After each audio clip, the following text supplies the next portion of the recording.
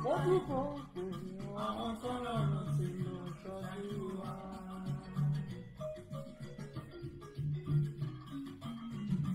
Rẹ́mílẹ́kún mojú bàrẹ̀ o.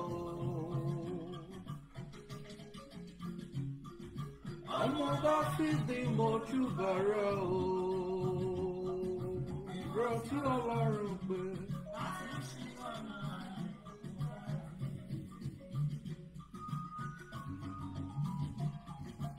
Kùtùkùtù òwúrọ̀ mi ni mo fi ń gbólúwa. Bẹ́ẹ̀ orí mi máa ṣe gbọ́ bòde.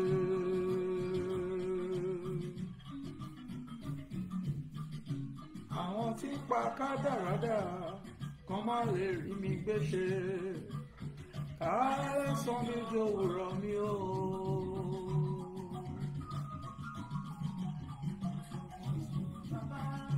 Kùtùkùtù òwúrọ̀ mi ni mo fi ń gbólúwa.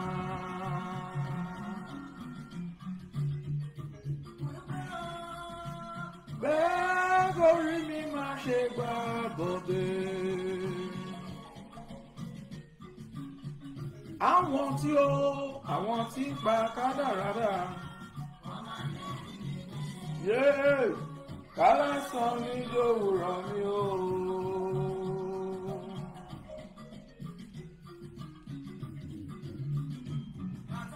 Ẹ̀kọ́ máa jọ gẹ̀dẹ̀ dúdú, ayé ò kì í rí nìyí. Bàtà bá jọ gẹ̀dẹ̀ tó pọ́n nígbà yìí níjàde. Olùṣọ́ àgùntàn mi, má gbàgbé mi ṣàjò, jẹ́ n kéré àjò délé o.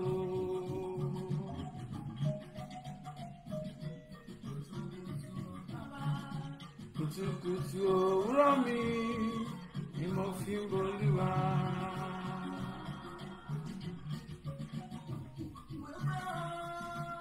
Bẹ́ẹ̀ torí mi máa ṣe gbà bọ̀dé.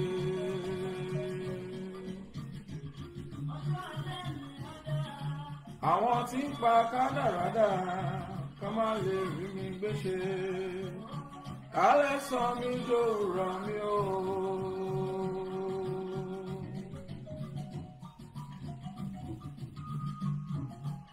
Ogunlé o, ogunlé o, ogunlé o, wẹ́rẹ́ bá mi jà.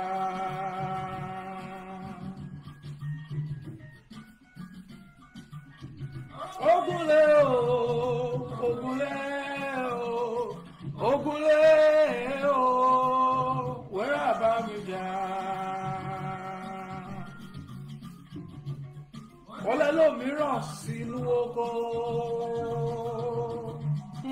Ogun ìdílé nìyẹn o. Ó gbé sájò.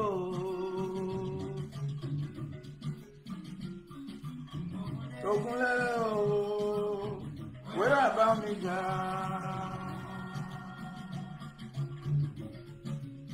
Ọ̀pọ̀ ará Samaria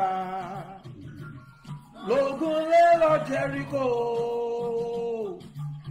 Àyìndé, I see you. Ọ̀pọ̀ ará Bethlehem lógunlé lọ sí jìbìtì o.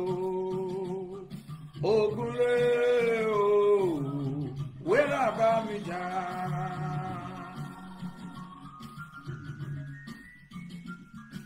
Mo ṣe Jésù láyé. Kò síbi tó lùgbàlà yẹ fún ikú. Ọba tó wá láti wá gbà wá là.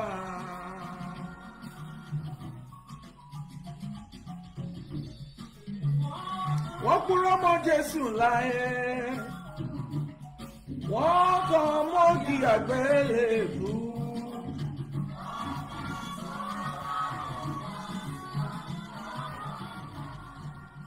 Okay, ladies and gentlemen, hello there, good afternoon to, I can't say good afternoon because it's not even afternoon here.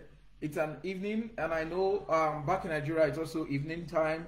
Thank you so very much, all my friends coming online. Anyide Adeshino, Effata, Justus, thank you for seeing you guys.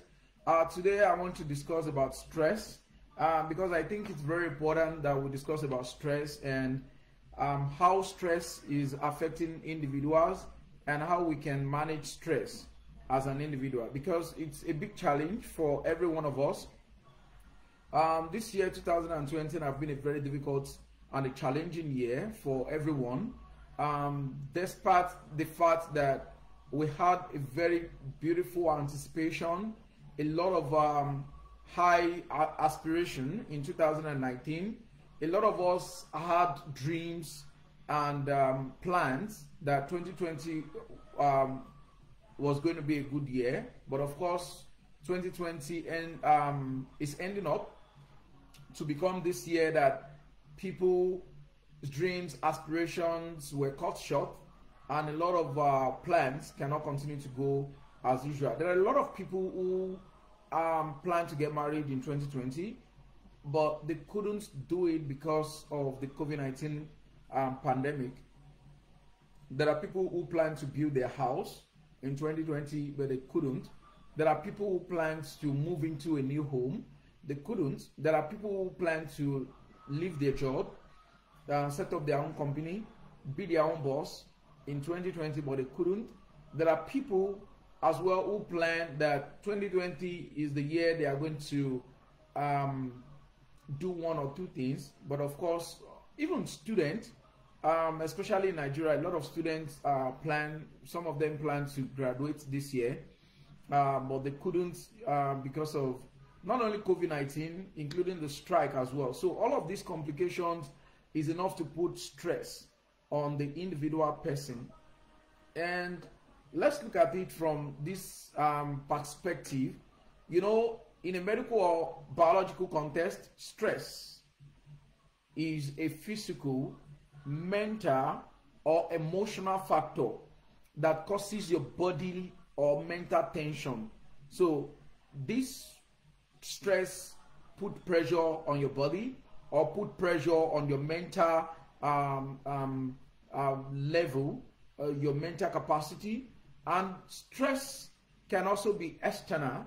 That means it's coming from outside of you, either outside your home, like stress that is coming from your family, stress coming from, of course, I will be discussing more on all of the external stress. So stress can come from the environment, they can come from external environment, they can come from internal, they can come from psychological, and sometimes it's about social situations like economic status and employment status and all of that. So from the internal, it's also important to look at the internal, because most of the stress that is basically very difficult to manage, it's even those that come from internal. Because for you to be able to fight the stress coming from external, you need to have a strong internal will within yourself. You need to be strong, and you need to be confident enough to start developing alternative plans, actions, and readiness to push those external factors away from you so that it will not overweigh you. But when you have internal stress, it's always very difficult to manage. Internal stress sometimes can come from illness, like you have a disease or you are sick yourself, and also sometimes medical procedure, like you do surgical operations, or you operate fibroid, or you do any kind of surgical operation, for instance, could put stress on you as an individual. And of course, if you have any kind of disease, like you have cancer, you have diabetes, any immunocompromised disease can also be stressful on you. It can weigh you down even psychologically. So but I'm going to be looking at both the external and then the internal. So let's discuss about that today. You can put in your contribution to all of this if you are joining me, and I can also invite you over so that we can discuss this together. Let's look at the external, the stress coming from the external environment. Yes. So my guy is on the line. Shegun Glorious, I respect you, sir.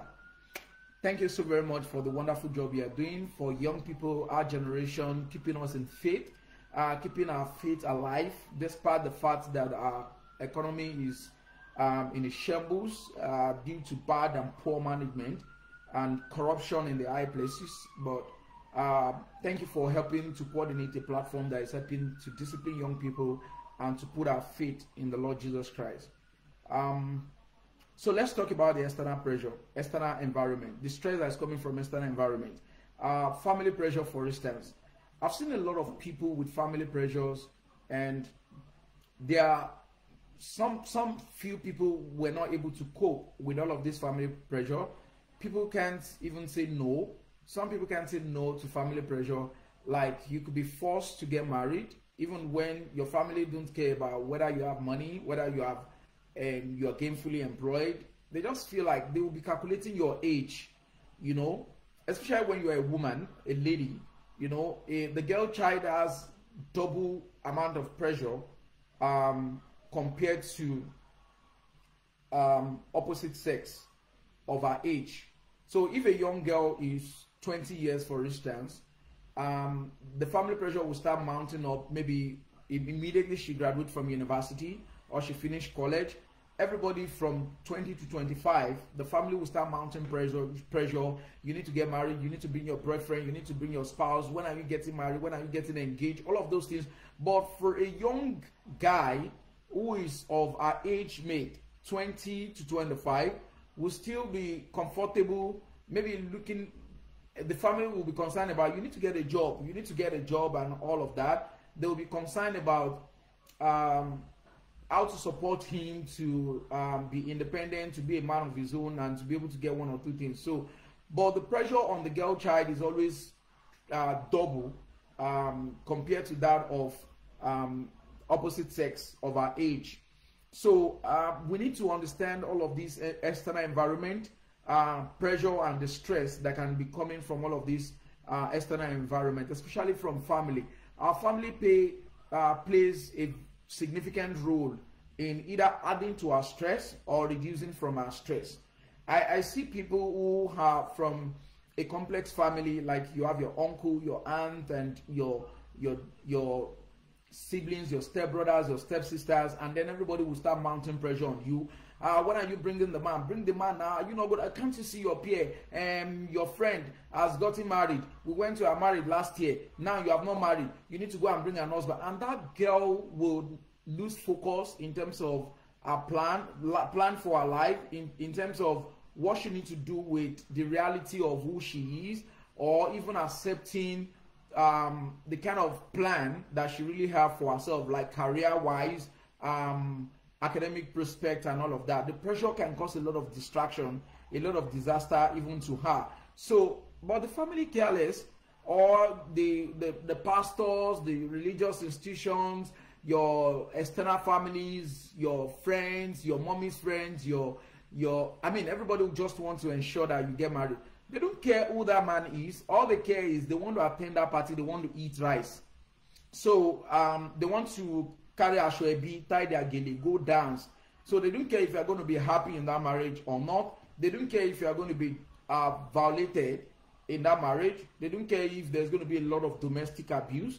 All they care is that day must happen, and everybody must share plastic, share packer, share broom, and, you know, eat rice and then go back home. So I think if you are prepared, like you understand how the stress, you know, you need to anticipate what your response could be and how you can deal with all of this. And you don't have to go extra mile by allowing yourself to be weighed down by the pressure that is coming from the family, or allowing yourself to be pushed to the wall to make decision that is not worth it. Because some people can just like, okay, since they want a husband, I'm just going to get one. I go to the club, I drag a guy, I bring him down back to the family and say, yes, this is my husband. Now you want a marriage and we're going to do it. So that's not the way things work. You need to plan and focus on yourself, what you want for yourself. Define who that man is supposed to be that you want as your dream husband. Define and make that decision by yourself. Whatever you want planned for your life, don't allow any external family pressure to weigh you down. to destroy all of your plan and to make you become redundant. So you need to ensure that you plan for yourself, you plan for your life, and you do not give rooms for your family to mount pressure on you. The same thing applies to a guy. A lot of men or young men are already due either for marriage or for anything, either for employment, and then the family will always be putting pressure on you. You need to get a job. I could remember when I graduated from the university some couple of years ago, and there were a lot of stress on me to get a job. My family was like, you need to get a job. We've spent so much money on you going to school. You need to get a job. And I was roaming about the society, and we all understand how Nigeria economy works. Sometimes it's difficult for you, a child of nobody, to get a job without getting to know somebody. So my first ND program was in petroleum management, and when I finished petroleum management and I had to do my industrial attachment at Moby House at Victoria Island. So when I got there and I was doing my IT, I discovered that the people that were my boss were Muslims or Northerners who only study Islamic education. So the only qualification they have is something about Islamic Arabic study or something like that. And this Alhaji became my boss. And I am an expert because I study petroleum management and distribution, and that's my field. And I was working in an oil company, but I was answerable to an Alhaji or a supervisor who just studies Islamic. It has nothing to do with that industry. And what I was doing all through my term of service in Moby House Extension was to go get tea, carry the file, carry folder, follow Alhaji like a personal assistant. He's attending meetings. He doesn't know how to even document minutes or something. I'm the one taking note. You know, you just go there, and it's frustrating.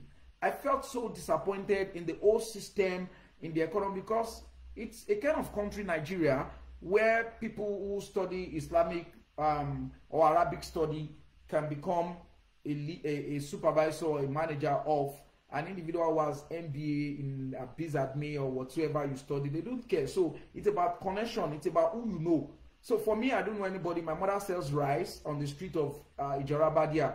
So if I am from Ijorabadia and I'm not connected to anybody, because in my area, the kind of area I came out from is like a slum community. So which connection did I even have in the first place to be qualified to work at Moby House Extension? So I end up being frustrated. I wasn't happy, and I care less about the money. It's not about money. It's not about what I'm getting, but it's about what kind of system are we? So there's a lot of pressure that can be coming from all of this external environment. I think we all need to be mentally alert to be prepared for all of those things. If I had been patient enough to say, you know what, I don't care about anything, the system and all that, and then I just play my cards along that line, I could have been a very big man and big executive myself today. That was many years back. But of course, I think with the kind of radical mind I had in me, I was not comfortable serving tea. You know, somebody who is a professional, who had an ND in petroleum management, is now serving tea, carrying file for a supervisor or a manager who study Arabic study. So it's stupid. So a lot of people face this kind of pressure even in your workplace. You could be more qualified than your boss. You cannot take away the job of your boss. All you need to do is to be consistent in planning forward, get back home, continue to write. What do you want for yourself? Where do you want to be, to see yourself? So the external stress is really too much. And you know, one other thing is that sometimes when you have a date, like a relationship, let me talk about relationship, because you can also have stress apart from family pressure. You can have stress from your relationship. But before I go to relationship, let me make more emphasis on family pressure. It's not even about marriage alone. There are also pressure from family about money. Sometimes when you graduate or you get a job, your family will start throwing you bills. They start sending you bills, because once you get a job, that's when your mom is going to join like 16 association, women association, even in the church, she'll start jumping from Mary club to Mata club to, you know, all because she wants to be able to. Sometimes the mothers are doing this in anticipation of a good will. They could be doing it with the trust that when my son or my daughter is going to get married, so that I can invite all this association, they will come, they can give me gift or sit down. We don't really need all of those things, because those decisions we're taking sometimes have economic implications. When you invite like 10-5 clubs or associations to sit down in your daughter's wedding, remember, you are going to serve all of those people food and drink. You are going to buy plastic packer to distribute to all of those people, and it's all money. And sometimes this money do not come from the woman, your mother. It comes from you or your group or the family of the bride who are planning this marriage. So I think it's stupid for us to start thinking about, let me start joining all those family association because I want all of them to attend my children's wedding. And I think there are some lessons that some of us will have been able to take from COVID-19. This day, because of COVID-19 pandemic, a lot of people are getting married even on Zoom. You know, before now, we never thought that it could be realistic to get married online. A lot of time we joke about it that I'm going to get propose to you on Facebook and get married to you on WhatsApp, do the reception on Zoom and all that. It's happening live. People are proposing on Facebook and they are engaging each other on WhatsApp, and they are doing their marriage on Zoom without people presently physically present in the wedding. So you don't have to spend money for hall, for engagement. You don't have to spend money cooking food and all of those things. So even if COVID-19 is over, I think we need to radically change our thinking and change the narrative of how we plan an expensive wedding. If you have the money, you go for it, you do it, but you need to always cut your coat according to the clothes that you have. That's how you can be able to dodge away from stress. A cousin of mine, the family was like, we want to do a very big wedding, and the wedding is going to be big. We need to call everybody. We need to call musicians. And the guy was like, okay, whatever you want is fine. So when they were planning the wedding, they started giving him bills that this is the money for the musician, this is the money for this is the money. And the guy was like, I thought you said you all wanted it. And the family said, yeah, we wanted it. So what's your contribution? They don't have any contribution. They want to continue to suck in dry because he's going to get married. And then he was like, no, I'm not going to do all of this. I'll discuss with my wife. Well, from after the traditional engagement, we'll just go to the court. We'll get married from the court, and in the court, reception follows. Take mineral, biscuit, whatever you want to take, and everybody goes. And that was the way the wedding went. And it was perfect, peaceful, most interesting wedding. And up to now, they are living peacefully and in peace and in love. So I think it's very important. Thank you very much, Ezekiel, for that comment. So I feel it's very important that people learn to manage stress and have an alternative plan in responding to external pressure. So let me go talk about religious stress. There are stress that come from your spiritual leaders, either in the church or in the mosque. Sometimes there could be a project. You have a project in the church they want to develop, and everybody start asking, because they think you're working now, then they start asking you. Sometimes the amount of money they want you to contribute is even higher than your salary, your income. Even if it's not up to your income, nobody eats their income in Nigeria, because your income is budgeted, is based on so many of factors. You know, you need to pay your rent bill, water, lights, fuel, NEPA bill for electricity that you don't receive, and so many other things. They don't care about that. They don't take all these things into consideration. They keep giving you bills, and they keep praying for you in Jesus' name. In Jesus' name, they can't be deceiving you. If you are smart, you should reason that God will not come from heaven. And one of the most beautiful things that God loves, or Christ himself loves, is that we should feed people who are poor. Like Matthew 25 said it all. Matthew 25 from verse 30, when he talked about his coming, you know, he said unto the disciples in parable, he was speaking to them that the kingdom of God is unto those who are, separated into two. For those, some people are in the right hand and some people are in the left hand. And to the people in the right hand, he said, because I was hungry, you fed me. I was naked, you clothed me. I was thirsty, you gave me water. I was a stranger, you accommodated me, and I was in the prison, you visited me. So these are what Christ cherished.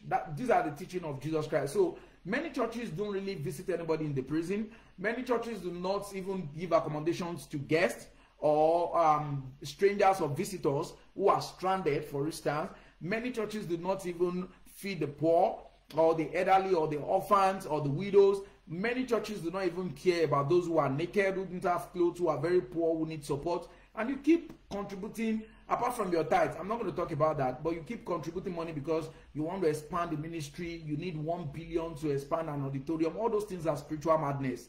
And if you are living in perpetual darkness, if you have been brainwashed, you will continue to give money. In Nigeria, for instance, even here in America, people don't give money anyhow. People rather give to charity than putting money in the church or giving money in the mosque to say we are doing one.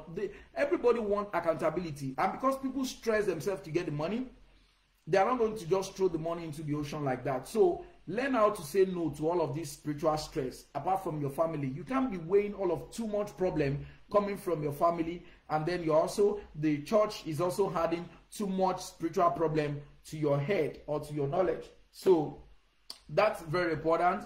You should just pray and do the needful.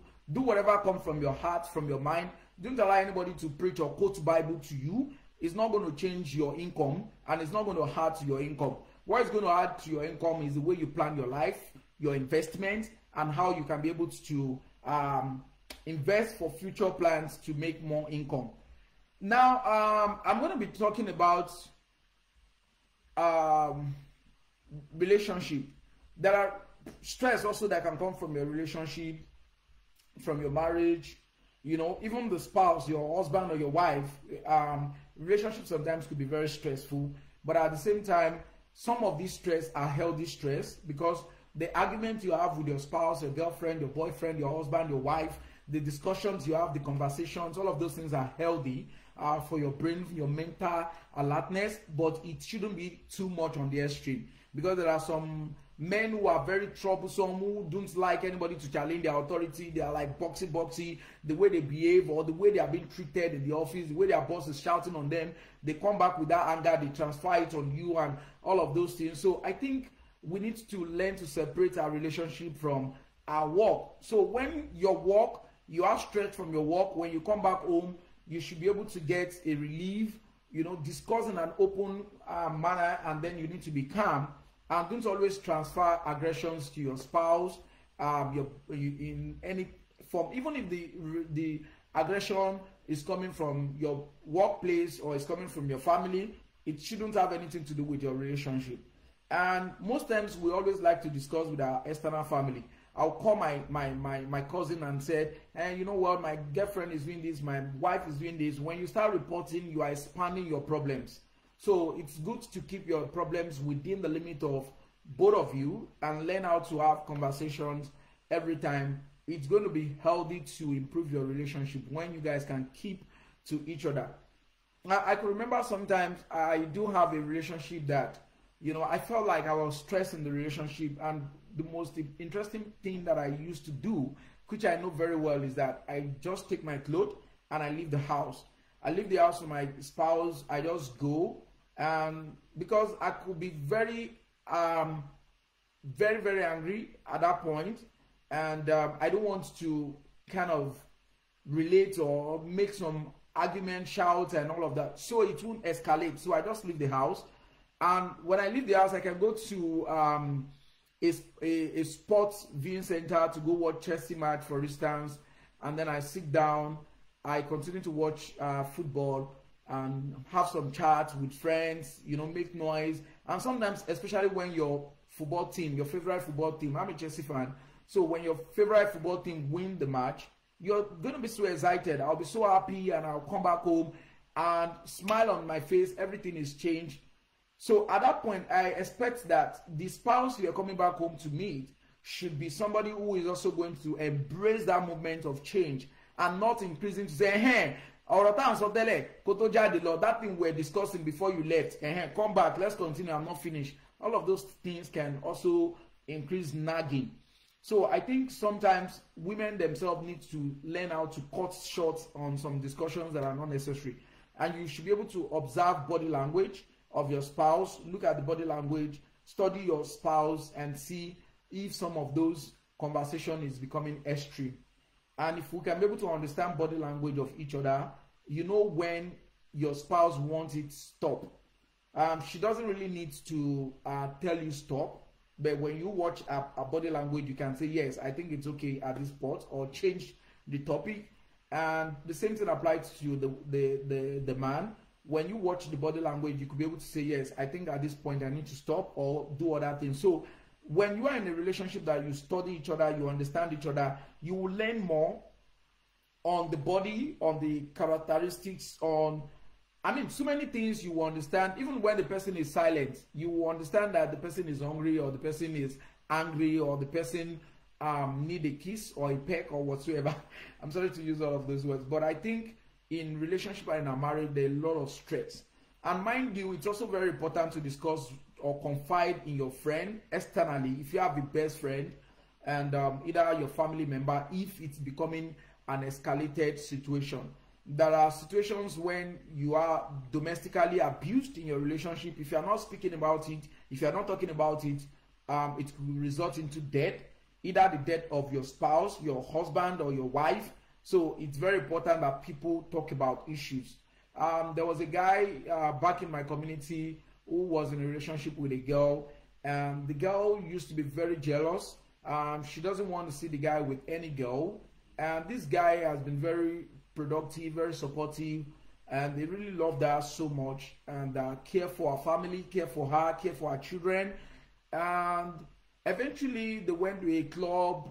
The girl brought her friends to the club because the spouse said, yeah, you can come with your friends, let's wine and dine together, because he just won a contract. And while they were in the club, the guy was dancing with one of our friend. So she was angry, she was mad at that, and the whole thing just went so sudden. So they went back home, and it was a night of arguments and all of that. And then the next morning, this lady stabbed the man at the neck while he was sleeping. The man bleeded, and she never called for help. She never called any attention of anybody, and the man died in her hand, in the pool of his blood, and it was buried. And right now, she's in the custody of the law, facing her own kind of music. So sometimes when you have a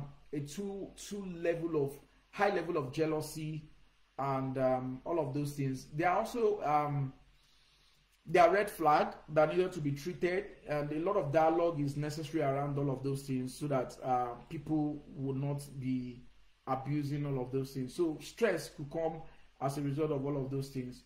So we also have workplace. You could have stress from your workplace, your boss.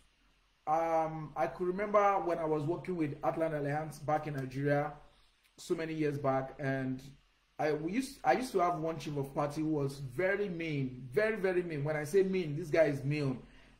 When you go to the office, in the country office, the chief of party doesn't want you to change the television station in the reception to any other news apart from CNN. So you can't even know what is happening in Nigeria. Everything is CNN. If you change it, you dare change it, and it comes, you could be fired for that. That's how strict. Like when I go to work, I feel so bad, so terrible.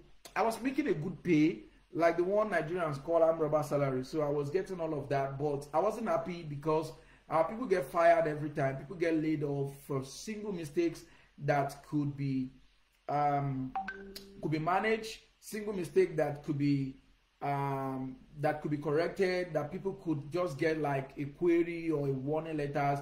It's just always firing them, and all of those things are violations of their human resources policy or their personnel policy. It was not following all of those procedures or protocol. It was just breaching it, violating people's contract of agreement, and people don't want to go challenge him.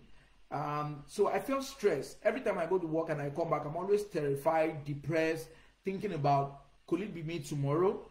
And there was a time I developed some policies, and I felt like the organization I was providing technical support to, they needed these policies, and I sent it to the country office, to the DFA of admin, to say, okay, I need approval, let me start doing that. And then the response my chief of party gave was that you want to take away the job. So he doesn't even care about creativity or innovation. He doesn't want you to be innovative. Just do like obey the last order.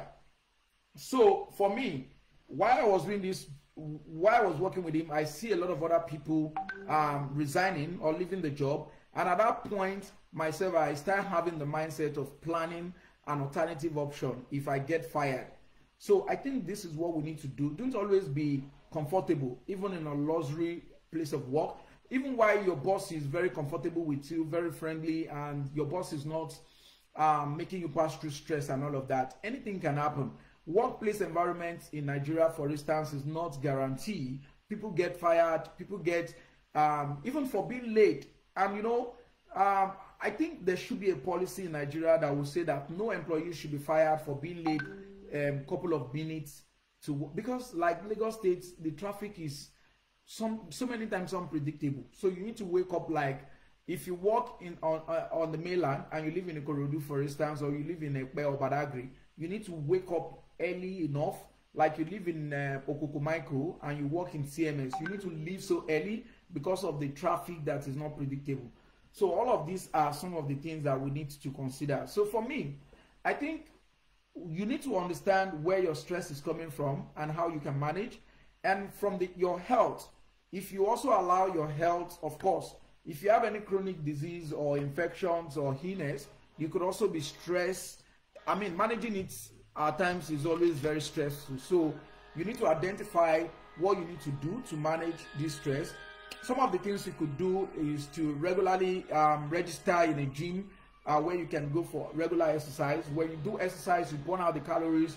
You are also distracting yourself. You are taking the stress out of your mind. You are ensuring that you can also dance to music if you love music, like I do.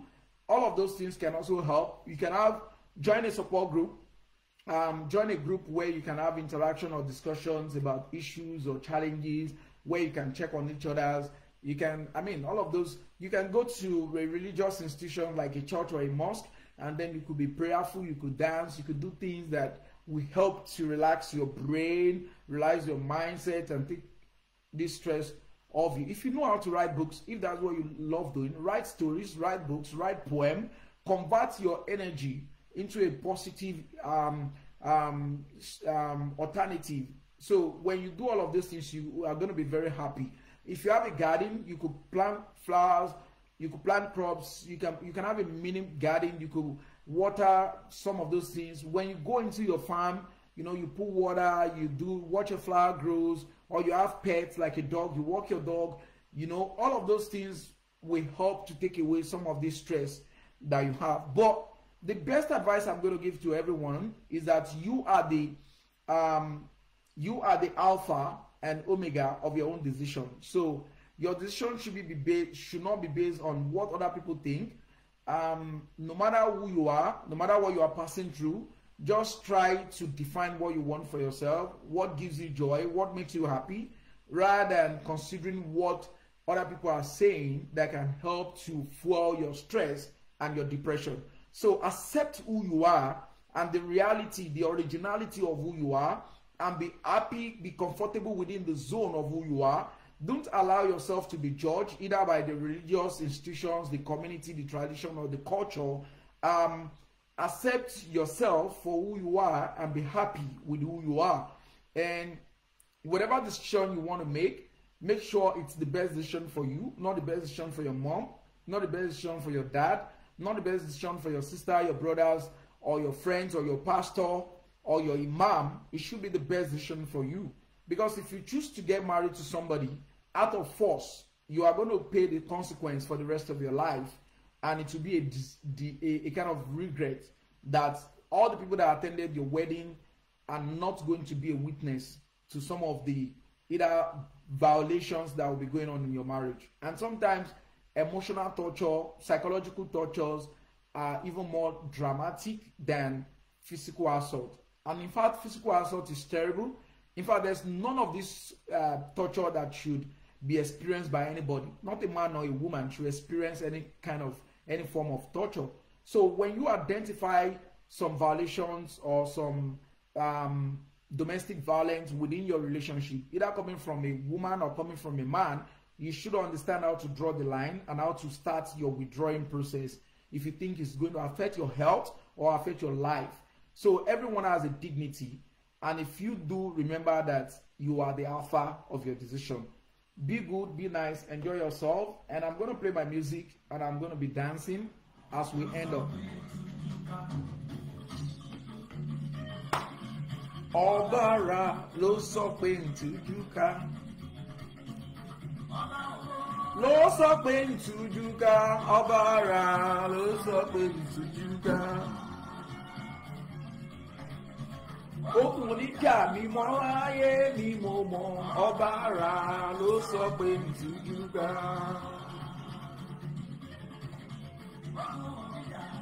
Láyé mi, ọbara ló sọ pé ntújú ká. I love music. Àpáta ayérayé ti ṣe bí ìsádi ọmọ rẹ̀. Àpáta kakọ́ lele sílé òlè wò ibà. Sọ̀rọ̀ sókè jọ̀ọ́. Thank you so very much. Enjoy yourself. Àpáta kakọ́ lele sílé òlè wò ibà.